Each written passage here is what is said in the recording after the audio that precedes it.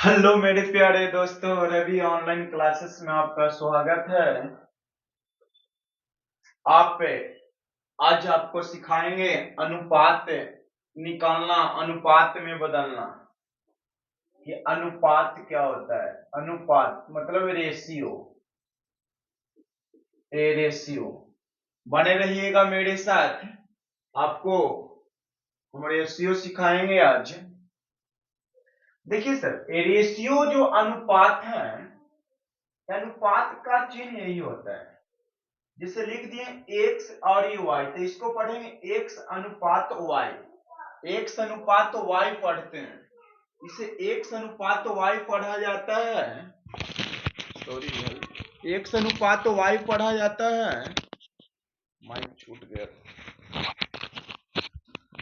इसे एक्स अनुपात वाई पढ़ा जाता है। देखिए, अगर अनुपात को बढ़ाना है तो इसमें जितना से गुना कीजिएगा, इसमें भी उतना से ही आपको गुना करना पड़ेगा। कोई मान में परिवर्तन नहीं होगा, कोई मान में आपको परिवर्तन नहीं होगा। जिसमें इतना से गुना कीजिएगा उतना इसमें से गुना करना होगा। तो अनुपात बैलेंस रहता है, अनुपात बैलेंस रहता है। अब देखिएगा, अगर ये मीटर में है और ये सेंटीमीटर में है, तो ये अनुपात संभव नहीं है। यह अनुपात संभव नहीं है, यह अनुपात संभव नहीं है। ये दोनों एक एक रेशियो में होना चाहिए। ई मीटर में है तो ये भी मीटर में होना चाहिए, या तो ई सेंटीमीटर में हो तो ये भी सेंटीमीटर में होगा। तो इसको पहले सेंटीमीटर में आपको बदलना होगा। तो 5 मीटर है तो मीटर को सेंटीमीटर में बदलना होगा। तो 5 गुने 100 कीजिएगा और 2 सेंटीमीटर, ये सेंटीमीटर हो गया। तो ये हो गया 500 सेंटीमीटर बराबर 2 से अनुपात। अब ये देखिए, सेंटीमीटर सेंटीमीटर 2 से ए कटेगा, ये कितना बार में कटेगा?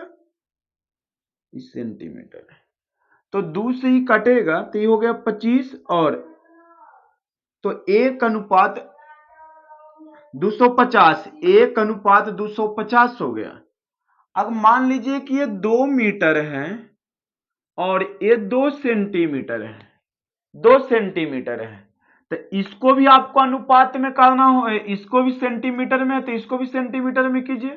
तो 2 गुने 100 कीजिएगा, सेंटीमीटर अनुपात 2, सेंटी से सेंटी गया, 2 से 2 काटिएगा तो क्या बचेगा? 100 अनुपात 1। ये हुआ अनुपात। तो अनुपात को हम लिखना सीखे, अनुपात को ऐसे। अब देखिएगा अनुपात को बैलेंस कैसे किया जाएगा।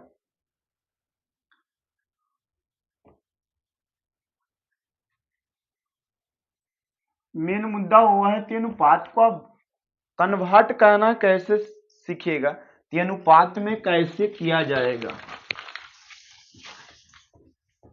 देखिएगा, जैसे ए अनुपात लिखाएगा नहीं, थोड़ा सा ए अनुपात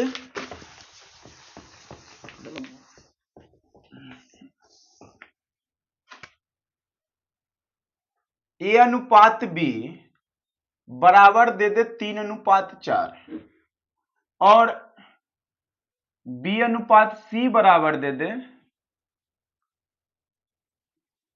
4 अनुपात 5, 4 अनुपात 5।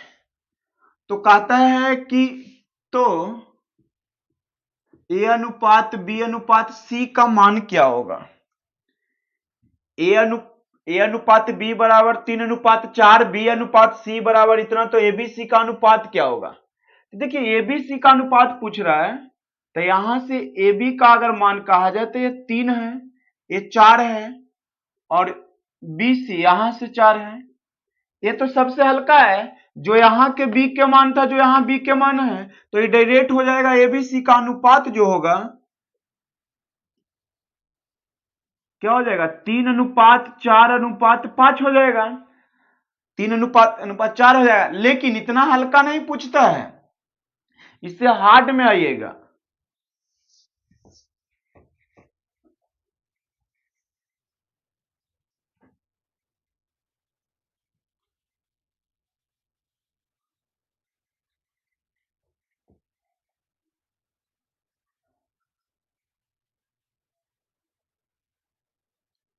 देखिएगा,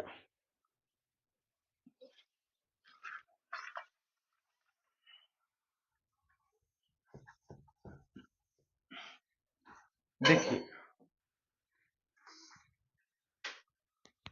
इसका अनुपात जब निकालना है तो अनुपात कैसे निकाला जा सकता है? तो अगर हम लिखते हैं 3:4 और यहां लिखते हैं 5:6, तो ए अनुपात बी अनुपात सी क्या होगा? ए अनुपात बी अनुपात सी क्या होगा? तो सबसे पहले आप लिख लीजिए ए बी और बी और सी। तो ए बी कितना दिया हुआ है? तो 3:4 और बी सी कितना दिया हुआ? 5:6। अब देखिए कॉमन क्या हो रहा है कि ये दोनों में बी सेम नहीं है, दोनों में बी सेम नहीं है, दोनों में बी को मान समान होना चाहिए। तो बी को मान को समान करने के लिए, बी के मान को समान करने के लिए इसमें गुना कर दीजिए 5 से और इसमें गुना कर दीजिए 4 से। अब इससे 5 से गुना कीजिएगा तो 15, पंचों को 20 और पंचों को 20 और 6 को 24। यहां से एबीसी का मान आ गया, ए का मान 15, बी का मान 20 और सी का मान 24। देखिएगा जो इसमें बी का मान था इसमें बी का मान है, ये हुआ, दोनों को आपको संतुलित करना होगा। मतलब ये दोनों को इसमें जो मिलेगा उससे आपको एलसीएम लेके, जैसे 4 और 5 का आप एलसीएम भी ले सकते हैं, एलसीएम लेके गुना कीजिए तो कितना से संतुलित हो रहा है, तो आपका रेशियो बैलेंस हो जाएगा। या सबसे सटीक उपाय ऐसे भी कर सकते हैं, ए बी सी लिख दीजिए, ए बी का मान कितना है?